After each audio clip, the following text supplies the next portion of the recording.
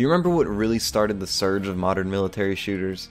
It happened back in 2007 with a little thing called Call of Duty 4 Modern Warfare. Today, Call of Duty isn't so highly regarded among you internet folks, but I like to look back and remember one of my favorite multiplayer games. Also, keep in mind that this game's impact was still felt in 2007, which is widely considered one of the best, if not the best years for games. Call of Duty 4 stood out among BIOSHOCK, Mario Galaxy, Mass Effect, and Halo 3, and Call of Duty also wasn't Call of Duty yet.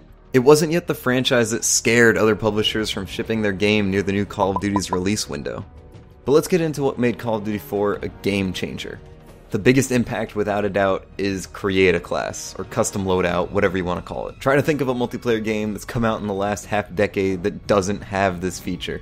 In Call of Duty 4, you choose your perks, you choose your type of weapon, primary weapon, secondary weapon, grenades, weapon attachments, weapon skins, it goes on. And all this customization was weaved brilliantly into the progression system. By ranking up from standard play and completing challenges, you unlock more guns and perks. Then you use those guns to unlock specific attachments or skins for those weapons.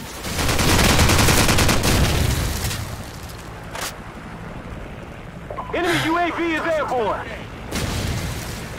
Your natural progression unlocks more options, and then your specific usage expands those options. It's a great combination of vertical and horizontal expansion. And then you can lose it all by prestiging. And prestige is really the worst thing that Call of Duty 4 brought to the multiplayer world. It's the most bogus, cheap, false sense of progression there is. I know because I did it 10 times.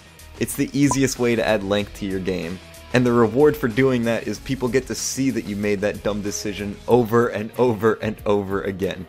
You literally lose everything. Your guns, your skins, your weapon attachments, your perks, everything. But you get a cool logo, so it's worth it. But back to what I love about this game. The maps were mostly great, with some of my favorite ones in any game to date, like Ambush, Crash, and Overgrown. Friendly airstrike on the way!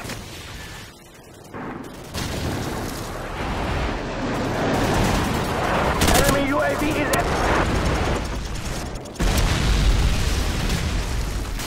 Friendly helicopter on the way! Our UAV is online! All of the game modes were pretty standard fare though. It had Team Deathmatch, Free-for-All, Search and Destroy, Capture the Flag, all the really run-of-the-mill stuff. But I think it's almost a testament to how good the game is. Even though it had these totally standard game modes, it was just too damn fun.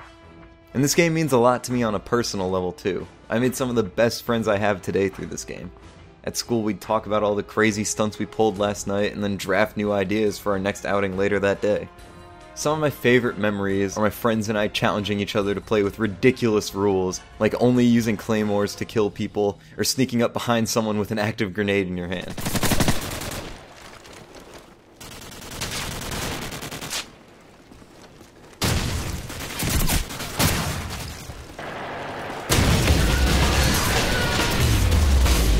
Now you could totally argue that because after playing this game for days and days and days like we did, we just got bored with the standard format. And that may be true, but who cares? We had fun with what the game offered both in standard play and whatever nonsense rules we played by. And now all this time I've been talking about only the multiplayer and not the single player. And well, there's a reason for that. It's that I just don't care much for Modern Warfare's single player campaign. Yeah, there's some cool explosions, but they're all just that, explosions. And I guess I just need a degree of personality behind the things that go boom.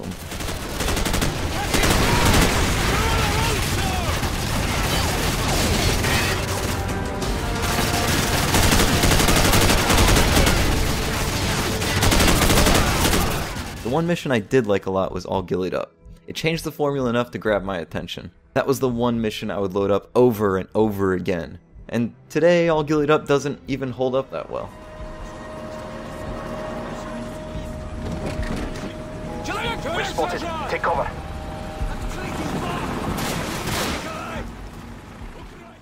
The stealth element is really wonky and doesn't consistently work, but I still admire the change from the standard run down the hall and empty your mag. Beautiful. Target approaching from the north. Take him out quietly, or just let him pass. Your call. Tango down. Go. I remember this game so fondly, and it's a shame that its huge success led to imitators, namely other games in the Call of Duty franchise, that stagnated this genre and a lot of the industry for years. But we're moving away from modern military now with games like Titanfall and actually the Call of Duty franchise itself. It'll be interesting to see where it goes from here, so let's remember what started it all and thank God that its contemporaries are finally moving away from the source material.